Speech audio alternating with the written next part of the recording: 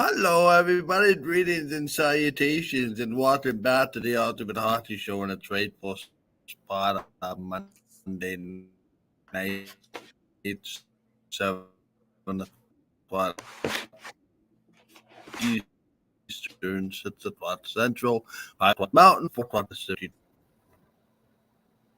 according to your time zone. Sorry, I had a internet glitch here earlier. Appears to have come back, but no, we are ready now. Can you hear me okay, Red? Yeah, you're kind of in and out, and the video is not exactly linked with the audio. You're sometimes doing a little bit Yeah, I'm gonna get that. a little bit pausing. I'm gonna get that rectified here. Just give Okay. me 1 second here.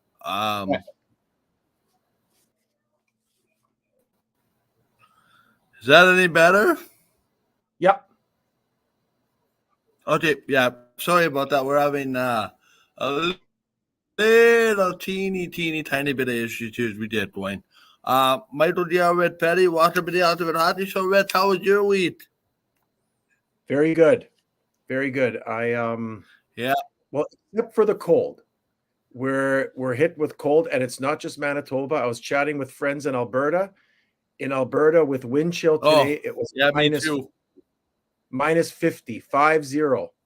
They don't, and they're not used to it. For us, it's like, okay, it's a cold day, but they're in shock. Like they don't even know what to do with it anymore. Like they don't want to leave the house. They figure they're trapped or whatever. Whereas I got in the car today, warmed it up, and headed into work. So yeah, but yeah, we're not quite ready to anoint winter over just yet here, but if you look at the long range, not this week, but like after the weekend, like a week from now, we're back to like -8, -9. I saw that. I saw even next Monday. Not that this is the Weather Channel, but I saw next Monday.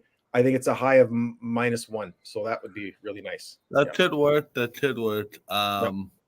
No, I had a good week. I actually spent 16 hours on a bus for 2 hockey teams there and back. Got back late last night. It was really good. Our teams didn't win a game, but a lot of fun was had. Looking forward to sharing more on upcoming broadcasts. And thank you to those of you that joined our broadcast and the support and from the people watching back.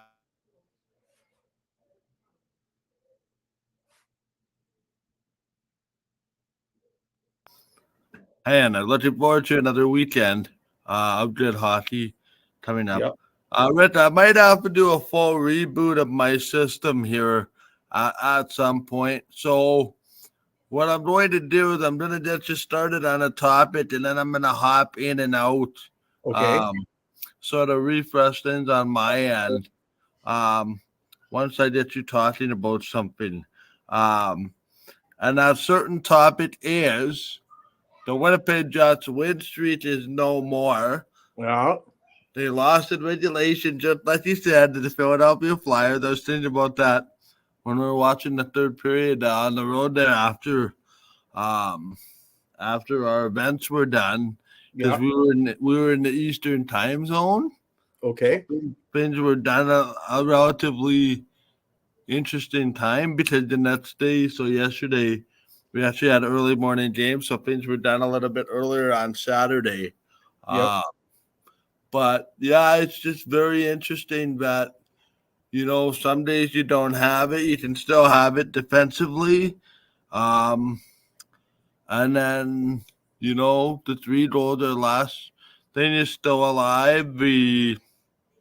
What is it now? 32, 33 games without, giving up more than 3 goals is still alive. They have not given up. They have not given up. They have not given up more than 3 goals since that Vegas game. November the 2nd at Vegas. They lost 5-2, and since that time, they have not allowed the other team, whether they've won or lost, they have not allowed another team to score more than 3 goals. Like that's 2.5 months. I mean, that's just crazy. That's just crazy. Yeah. That's heading to Los Angeles Kings Stanley Cup winning territory. I saw a statistic this morning that the Jets have the best team analytics since that LA Kings team that won the cup, with Daryl Sutter being so defensively responsible. So that was interesting on a relatively reliable hockey website. That being said, Rick, is it okay for me to not be so concerned about that Jets game on Saturday? Number one, yes, a loss was going to happen. Number two, they only gave up 2 goals. Number three, my mathematics and my sort of Manitoba common sense tell me that you're going to win a lot more hockey games than you lose if you give up 2 goals on most nights. Oops. Sorry, I'm having the internet connection issues again. Now we lost Rick. It's not me this time. We'll get Rick back. Some reason he just completely lost us as I was in the middle of my thought. Anyway, if you want updates quickly while we wait for Rick, the Buffalo Bills are ahead of the Pittsburgh Steelers by a 24-17 score in the fourth quarter. Hi, Morgan. He says, go Leafs, go. We're going to have a discussion about the Toronto Maple Leafs. So I think there's some areas of concern to be addressed with that as well here. We may have to start this show over again once our internet connection is working okay. Yeah, so the Jets lost to Philadelphia by a 2-0 score. They were shut out, which is sort of unheard of, the way the Jets have been playing, but it happens. And we will see what comes of it tomorrow against the very stingy New York Islander team. And then they play Saturday in Ottawa. So it's a back-to-back, I think, the 20th and the 21st as well. Yeah, so we're just waiting for Rick to come back. Seem to have lost his connection there. But we'll deal with that and be back with the Ultimate Hockey Show when Rick comes back. Yeah, I just have to talk while we establish his connection shortly. I'm just actually going to text him to see where he is here. Wow. The rest of the National Hockey League had a pretty interesting week as well because, well, no trades, but no real significant trades. We did touch last time on the we did talk last time about the Cutter Groce situation with Anaheim. And just a quick update, it looks like Jamie Drysdale has now injured himself. So that's going to miss some time.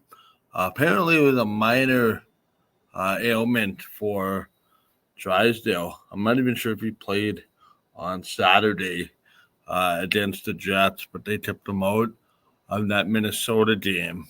So we'll see what happens in that regard. The other news, the Edmonton Oilers have caught up officially with the LA Kings. This was coming into today after the LA Kings dropped 7 in a row, and I'm just waiting to see the score in that earlier game today. Shouldn't be doing this on here. Yeah, the Kings snapped their losing streak, so they're back on track with that game. They're back on track with that sort of winning way. Hot on the heels, just like Brian Peterson has been suggesting to me.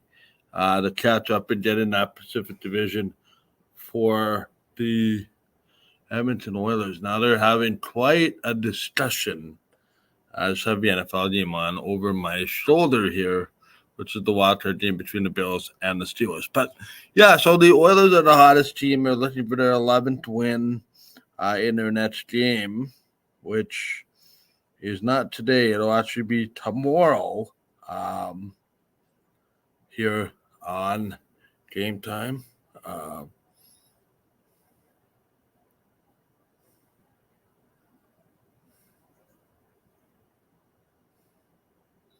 As it's going to be interesting. So Rich is just going to come up. I cannot see your imagery right now. Only a bot. So we'll see what happens here on Game Time TV and the Game Time TV YouTube channel. We're going to get this rectified. I have to refresh the page to get Rick on. So we'll see what comes of this in just a second here. I'm going to put on some music and whatnot while we get Rich straightened out, because I cannot see him. I only see that he has a bot. Don't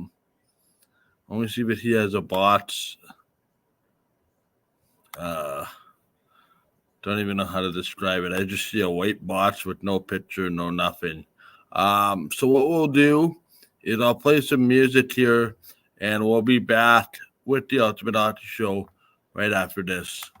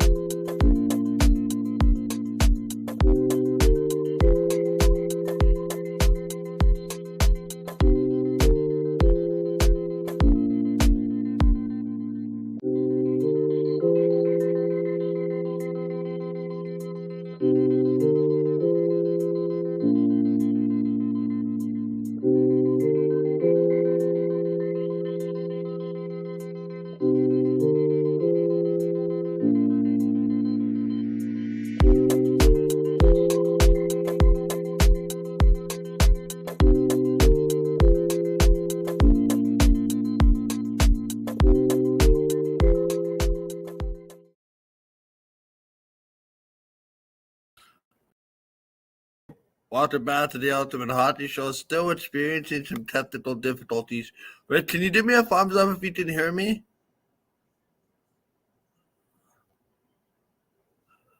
You give me a thumbs up if you can hear me? Yep. Yeah, I don't know why. Okay, yeah, you did. Okay, I'll bring you in just a second here. I just got to reorganize a couple of elements to the show here. Okay, hang on 1 second here. We are not experiencing technical difficulties anymore. Okay, let's give us a try, Red Petty. Do you hear me? I don't. Okay, hang on. Try. Can you unmute yourself? Yeah, you're muted. I called Elon Musk and I told him to fix my Starlink right away, and he got on it, and so I think it's good. So sorry. Okay, yeah, that sounds a lot better now. Okay. Yeah, because we both have Starlink, so that could be momentary outages as they always are in the evening. You did in the music theme with me just trying to reset everything. So because I had to go out and come back in. Anyway, as I was saying, is it all right for me to think that this Jets lost? It's not time to overreact just because they only gave up 2 goals. And if you give up 2 goals, you're going to win most hockey games that you play in. And it's just a matter of fact that the Jets didn't necessarily work hard enough for their bounces. Well, there's a lot of questions there, so I'll try to answer them all. I was at the game. It was very good. I mean, I've been a Flyers fan since I was a kid. And then when, the Jets 1.0 left, then my 2 favorite teams have always been the Flyers and the Kings. I don't know if that makes for more radio listeners or less. I don't know, but that's who I liked and that's who I followed. But anyway, I was at the game. The Flyers were without a Couturier and Drysdale, so you could argue like their number 1 defenseman and their number 1 centerman. The Jets were without their number 1 center and their number 1 left winger. So there you go. So a little bit of a soft. They played their second goalie, Erskine, I think it is, or whatever. And it was a good game, but the Jets, they played the first 10 minutes really well. The second half of the first period and all of the second period, they were like, I don't know, they were in the no man's land. And then they came out in the third period hard and heavy and made it interesting, but they just couldn't score. But just a couple of observational points. I just looked at the schedule. That was on January the 13th, Saturday. That was their 9th game in 15. Yep.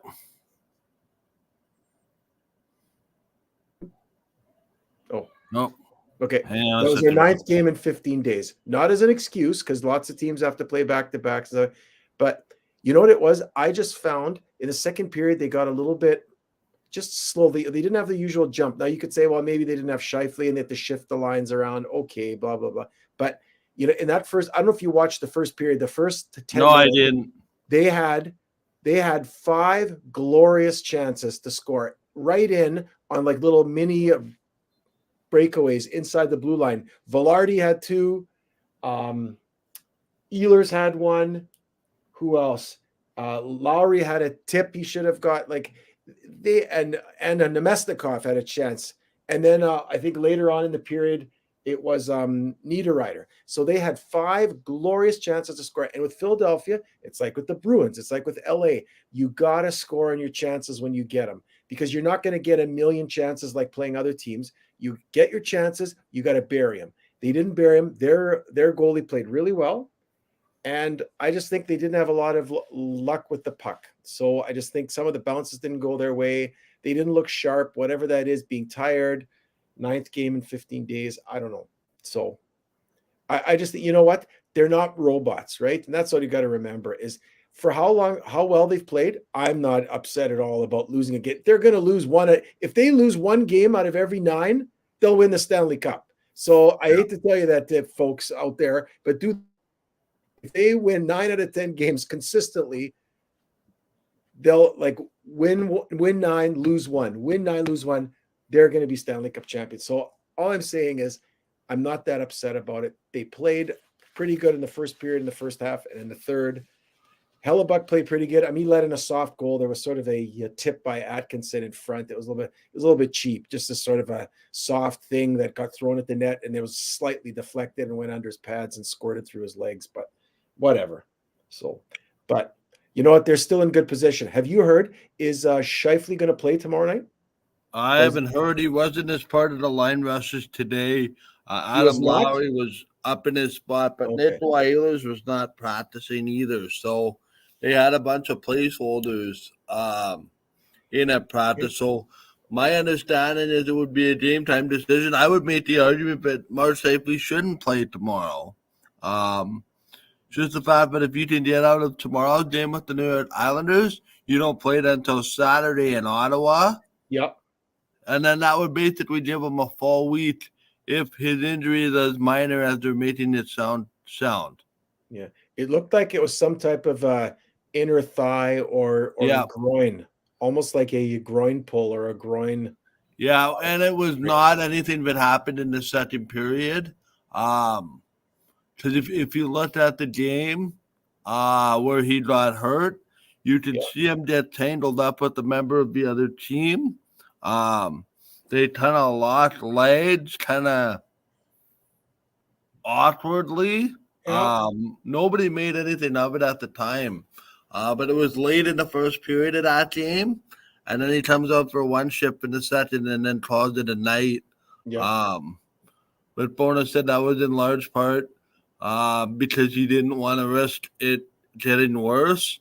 Yeah. So he'd rather his players at this point in time err on the side of caution, which is okay. Yeah.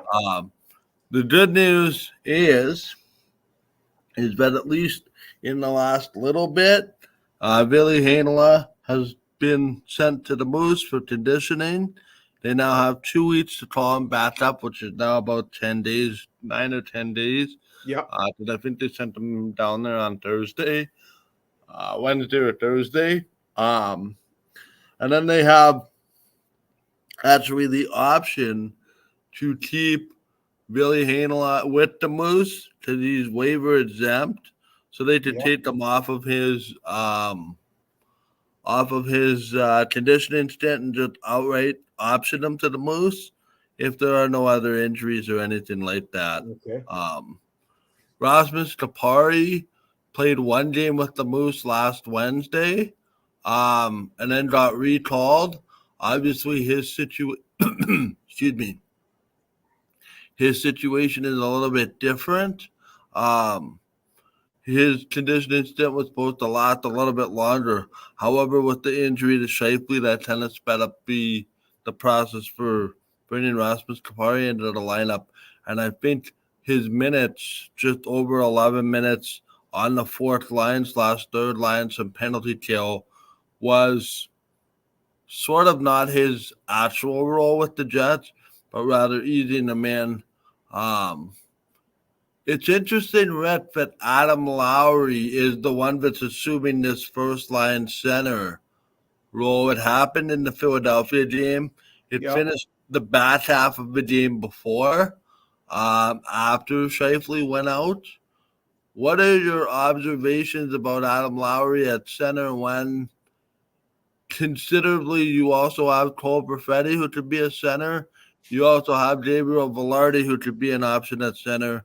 Yet, it seems to be less moves is better, and moving Lowry around and getting Kupari back seems to at least temporarily be fixing the situation.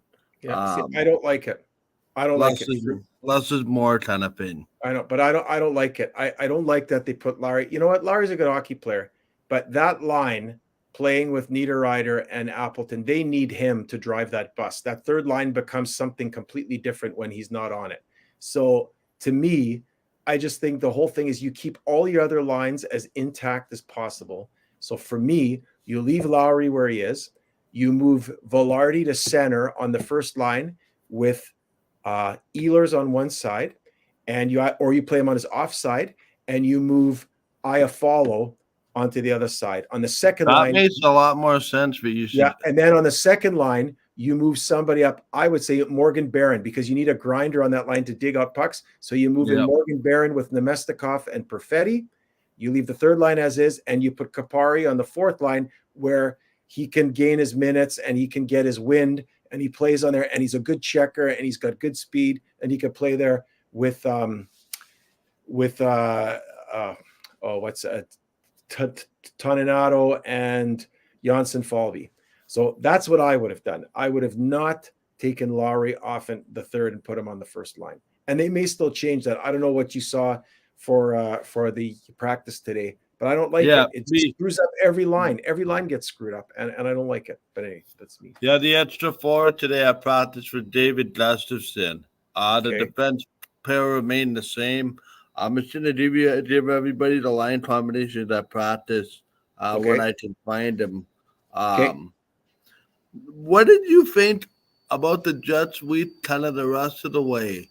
Because I don't want to say that I could see the Philadelphia loss coming, but the game before that, the Jets had nothing really for 40 minutes, and then all of a sudden they pumped 2 goals against Chicago in the last 5 minutes to kind of steal that one from losing that game.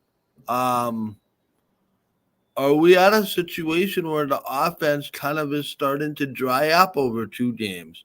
Because if you look in large part, they were shut out in that Chicago game by and large. It took 2 mistakes that Chicago made to end up in the back of the net for the Jets to win that game. But then they didn't score against Philadelphia. So I don't mean to kind of cause a problem or alarm anybody, but all of a sudden the Jets haven't really scored in 2 games minus 5 minutes. And is that going to start to be a concern going forward? Well, it could be, but on the other side, they play well defensively 5-5. So if they still keep teams to a pair of goals or less, they have a chance to win because they all have a chance to score at least 2 or 3 goals. So that's the only way you can play if you're going to go with sort of the style you have right now, where you've got your 2 offensive leaders out of the lineup, you could argue, in Scheifele and Kyle Connor. So I don't know. To me, is it a concern? Like I said, I am not head coach of the Winnipeg Jets, nor am I an assistant coach. But if somebody's asking me, and if anybody's listening, I'm telling you, I leave Lowry where he is. I move Velarde to center, and you can move whoever you want up to the third or first line. You want to put Morgan Barron there? Okay. I don't think so. I think Morgan Barron would be much better suited on the second line because Perfetti and Nemestikov have all sorts of chemistry. You just need a guy to chew up the pucks out of the corner, which he does really well. And you put Iafallo on the first line. Then you have more even scoring. You have more even talent, and you leave that third line the way it is. Okay, so here were the lines today in practice. Okay. Lowry centering Connor and Velarde. Nemestikov centering. Whoa. Lowry centering Kyle Connor? No. Yeah. Wow. Sorry. Lowry centering Connor and Velarde. Oh, wow. Nemestikov centering Perfetti and Iafallo. Toninato centering Niederreiter and Appleton. Kupari centering Barron and AJF. And your extras are Gustafson. Keeping in mind, the placeholder for Ehlers was Connor, and the placeholder supposedly for Scheifele was Lowry. And who's AJ up? Is that a guy from the Moose?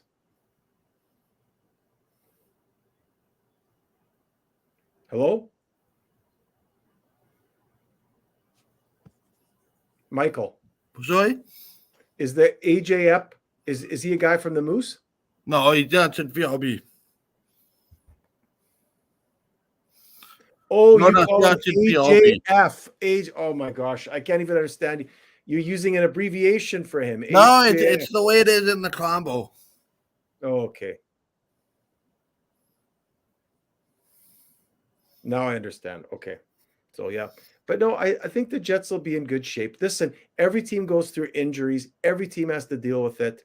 The Jets, they've had their share like any other team, and yet they've done very, very well in spite of, you could argue, losing.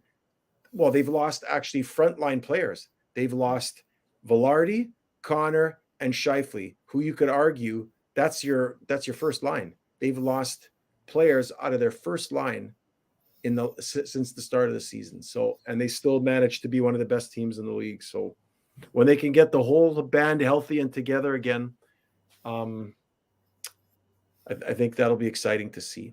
But yeah, I think the Jets will be okay.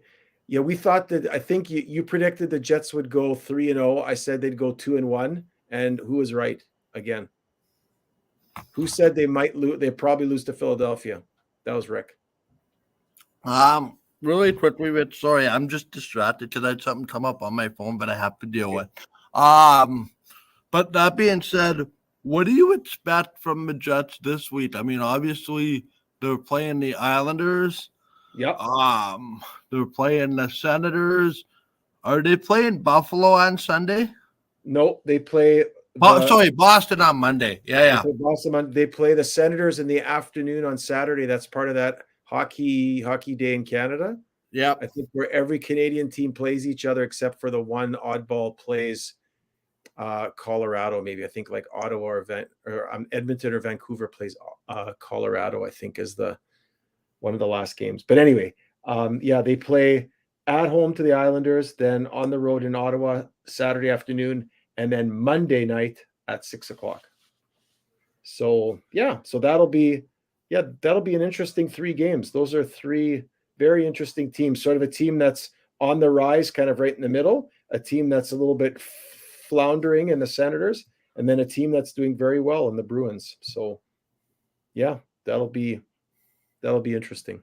Hey, I want to talk about something else. What's going on in Edmonton? Yeah. What do you think? I just asked you the question. I'm asking what do you think? Like, for me, this is just me here, Rick.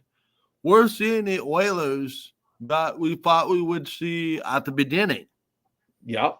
The problem is it took 20-something games for it to happen and the coach to be fired. Yeah, and a new coach. Yep, exactly. And finally somebody to start playing net like an NHL netminder. Well, and that's Stuart Skinner, which may be a byproduct of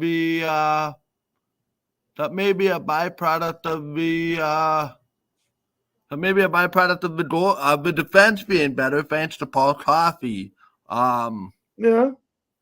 Here's my sort of situation on this, Rit. Okay. We've seen Edmonton have a slow start. We've seen Edmonton heat up this time of year. What have they done in the playoffs when people are focusing on Draisaitl and McDavid and their depth scoring coming through? It hasn't happened. Also, too, Edmonton wouldn't be where they are in the standings if LA hadn't dropped 8 straight prior to today. Because if you looked at it in the last 8 games, the Oilers have made up 16 points on LA. Yeah.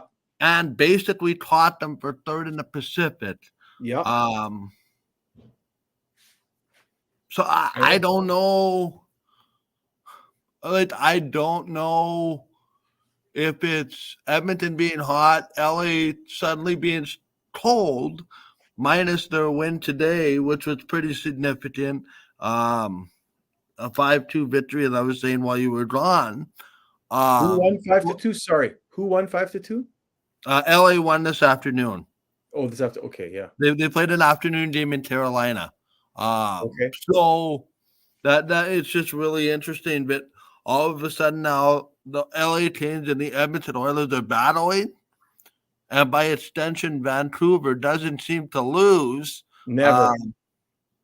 I mean, I know they lost today, but they got a point in the process. They beat Buffalo on Saturday afternoon. Yep. They went into Columbus today. Like, I just don't know.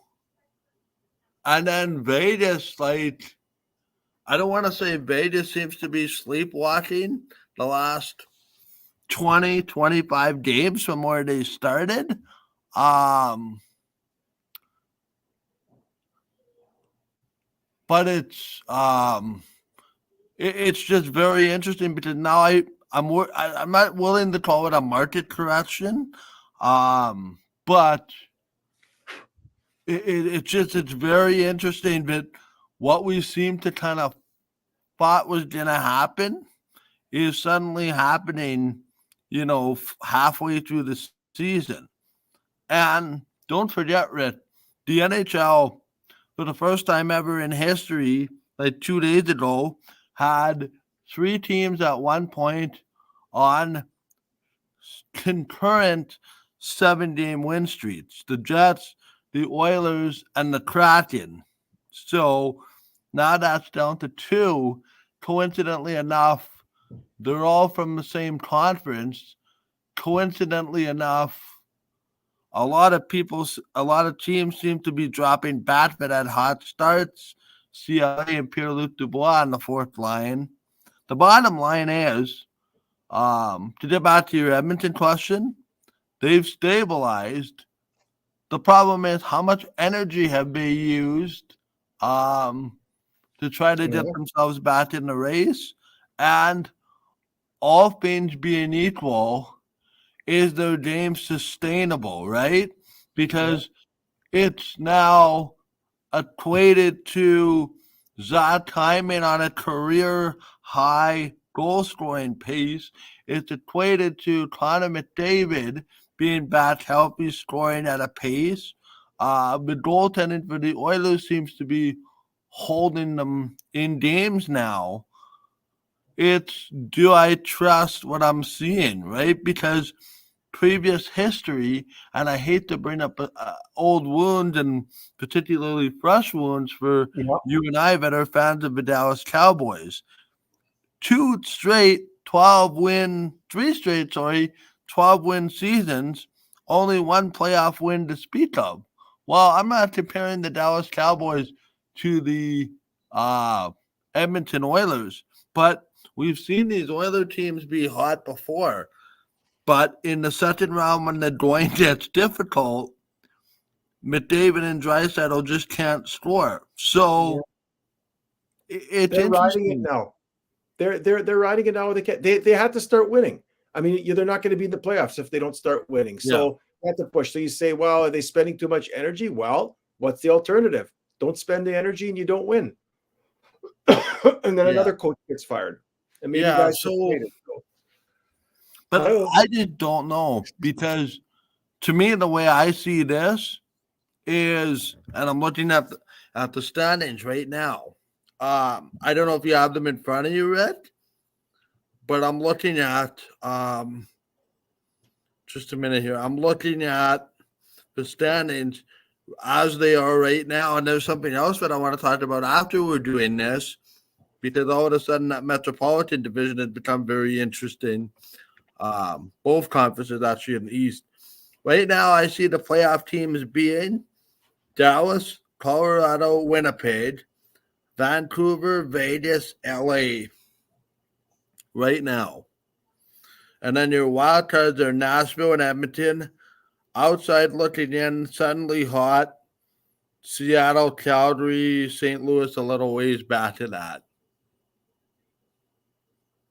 So what I actually could see happening, Rick, is the Oilers and the Kings flipping spots, and then it's between the Predators, Kraken, Flames, and Kings, I guess, for the last 2 spots. Sort of 4 teams for the last 2 wildcard spots, with one of Edmonton or LA in danger of missing or fighting for a wild card. Yep. And to be honest, I also equated for teams needing to get going, like you said, to get going. So I just don't know what we're seeing, and I think that's going to be something interesting to watch going forward. Yeah, I think right now, like I'm just looking. You're right. Looking at the standings here. The Jets still have the best winning percentage in the league as of right now. They're at 714, which is more than anybody else. Yeah. But in terms of the playoff picture, if you look at who's going to end up being in those wild cards, 49. Right now, the wild card positions belong to Nashville and to Edmonton. So, like, look at Edmonton and Seattle. They each won 9 games in a row. Seattle just lost this afternoon to Pittsburgh. So they lost 9 games in a row, and they're still at Seattle was terrible. Like they're now at a 547 winning percentage. Like they were terrible. They were way below 500 for so long. And now they win 9 in a row, and they only moved from 7th place to 5th place in the division, which is not a lot, right? You win 9 games, you figure, oh boy, we're gonna make some hay, but it's not the case. Yeah, so I don't know right now. And then in the East, you got who's going to be the wild cards. Looks like Pittsburgh. Oh no, Pittsburgh's on the out looking in right now. As of right now, it's Detroit and the Tampa Bay are the 2 wild cards. Yeah. And it's interesting, right, Rhett? Because it goes back to what I was going to say about the Metropolitan Division, which the Rangers were running away with for a time. Now it's Philadelphia within 7 points. Within 5 or 7 points of being in first. I think 57 and 55 or 57 and 52. If I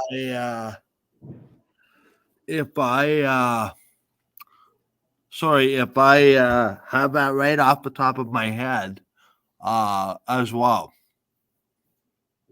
So really, it's a bunch of things sort of happening in the mushy middle, if you want to call it that, sort of market correct. I don't know if I would call it a market correction. It's not a market correction. It's just, Michael, nobody's going to win. Like, even the Jets are going to win 10 games or 9 games. You're going to lose one, right? You're going to go on a little thing. The key is, I heard somebody say it once, and it's so true in the NHL. You just don't want to lose. You don't want to go on a 10-game losing streak or an 8 to 10 game losing streak, right? Go on an 8 to 10 game winning streak. Want to play 500 for a while? Like you come out, you win 9 of 10, 9 of 10, 8 of 10, and then you middle along in the middle of the season. You get tired. The schedule gets a little tougher. You just want to play 500 hockey for a while when you got it tough. You don't want to lose 10 in a row because that just drops you right out of the picture, and it's so hard to recover. You lose 10 games in a row in a season, I don't know that you can make the playoffs at that point. I just don't know. I don't know if it's possible, but so I know we're kind of hopping. I know we're kind of hopping all over the place here. Oh, that's okay. What do you make of Philadelphia? We were told that they were going through a rebuild. Yeah. At least that's what we were told. Now they're 5 points back of first in their division. The Rangers have kind of been brought down to earth a little bit. It's very interesting in that regard all of a sudden that this rebuild, quote unquote, that's going on in Philadelphia, has them currently in the top 3 in the Metropolitan. Yeah. Granted, with a bunch of teams behind them and half a season to go. Yeah. What do you make of the way Philadelphia is played? Very, very good. Like, I just watching them play on Saturday. It's like playing them is like playing LA. It's like playing these teams that and the same as playing the Jets. They play their system. I mean, Tortorella has got that team playing the way that he wants them to play. And if you don't play the way that he wants you to play, you're not going to play. He's going to go to the general manager and say, this guy's not a winner. He's not coachable. I can't get them to play the right way, and then you're going to get shipped out. So interesting that Philadelphia has Cam Atkinson, who used to play for Tortorella in Columbus and who Tortorella really liked. He's a small little player, but I watched him. He got the 2 goals for Philadelphia in that win, and he was just buzzing around. Like, he wasn't superstar, but he was always involved. He was in front of the net. He was defending well. He was always he was the third guy coming back in the zone to watch the third forward moving in and on a 3-on-3 when they were defending their own end. And so Philadelphia plays that style, and they play it really well. They're not going to give you 1,000 chances to score. They're not going to give you 20 shots in the slot in those premium scoring opportunity zones. You're going to get your chances. And in the first 10 minutes, I think they were tired from the night before having played in Minnesota. They were a little bit slow out of the gate. The Jets had the jump the first 10 minutes. They had 5 point-blank chances, breakaways, shot it right into Erson's glove 3 times. I mean, he's literally like this, and Velarde went, oh, I know where I want to shoot it. I'm going to shoot it right into your glove because you're putting it out there for me to see. And so it was, and they showed the replay, and it was like Urson was like this, and he shot it right, like the glove was right there, and just a ding and shot it right to that. So I'm just saying, if you don't score on your chances, you're not going to get 20 more chances. And especially once Philadelphia gets up by a goal and then 2 goals, then all they played Philadelphia in the third period, they played a 1-1-3, where they basically had one guy at the top at the blue line forcing the winger to go, or the defenseman to go with the puck one way or the other. And whichever way he decided to go, that's where the second forward would pinch over and pinch him off, and then 3 guys across their blue line to stop you. You have no momentum coming into the zone. You can't get odd man rushes. You just got to dump and chase, and grind them out. And they're happy to do that. And they get the puck and flip it out. And that's what Philadelphia does. And they do it very well.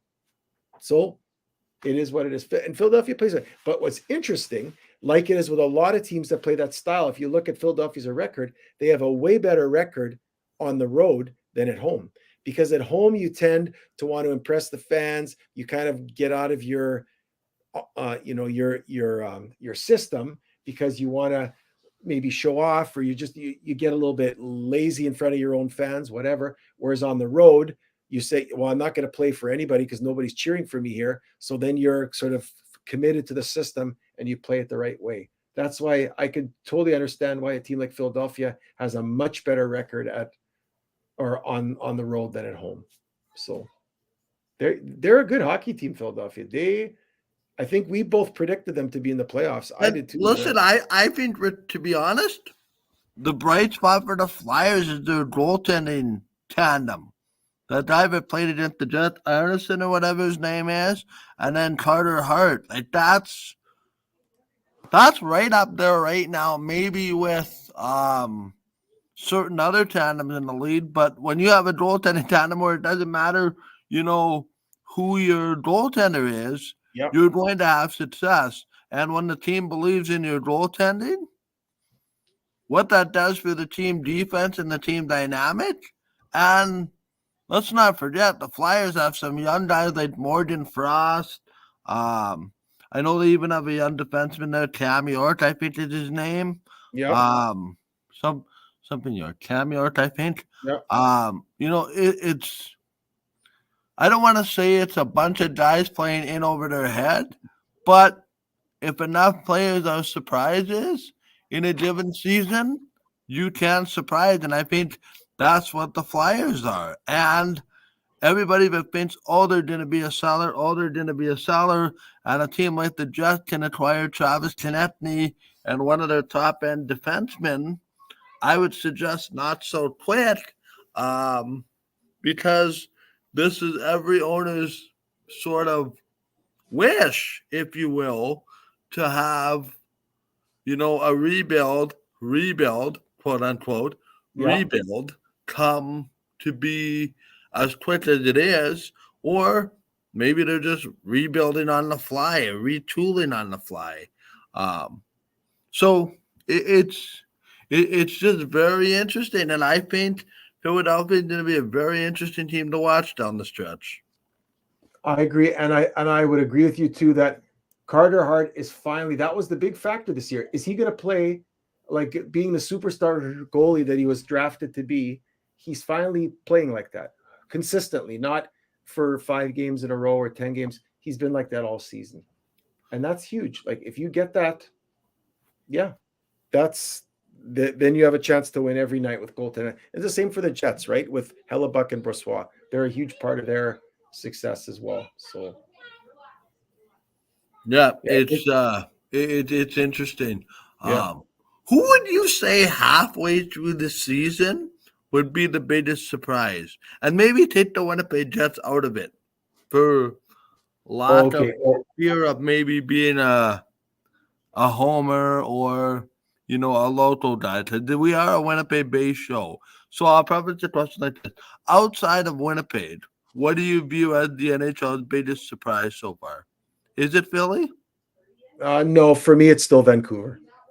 It is, I eh? did not think Vancouver was gonna be this good, and I'm still not sure how they're doing it.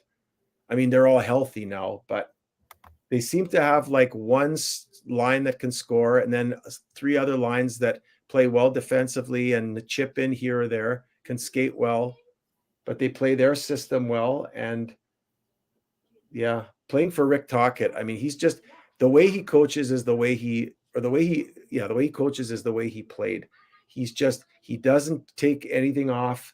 He doesn't mail it in. He expects his guys not to mail it in, but he's a real players coach. He cares about his players because he played like Tortorella's that same way. But I think Tortorella sometimes I don't think he can empathize as much because he never played. Whereas Tocchet, I think he gets frustrated, he gets angry about stuff when it's not going his way, but then he turns around and says, wait a second, I was a player for 20 years. I know what it's like when you've played 4 games in 6 nights and you're tired and now you come off the road and whatever. He gets it, right? Whereas Tortorella would just say, it's no excuses. You got to get like whatever. So I think the reason the Canucks are doing well, a big part of that is Rick Tocchet. They believe in him. They like playing for him. And he's getting them to play the way that he wants them to play. So, and they're healthy and they're getting super net mining from Demko, which is, yeah, incredible. But that's my number one team. That's my number one surprise for sure is Vancouver. How about for you? It's a debate for me between Vancouver and maybe Boston. Okay. Vancouver, and the reason I say Vancouver is sort of maybe a surprise for me is I had Vancouver fighting for a wild card spot but not making the playoffs. So did I expect them to be the best team in the NHL coming into today? No. Did I expect them to be better? Yes, because I thought in the back half of last year they played good. Boston, why they surprised me? They've lost their top 2 centers to retirement, and they've plugged in Morgan Geekie and sort of a first-line center by committee.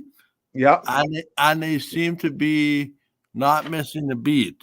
So find me a team that replaces their first 2 centers from one year to the next and still has success. Because I think you and I both talked about Boston dropping off with the losses that they're incurring at center. Yeah. I think that's a really big surprise.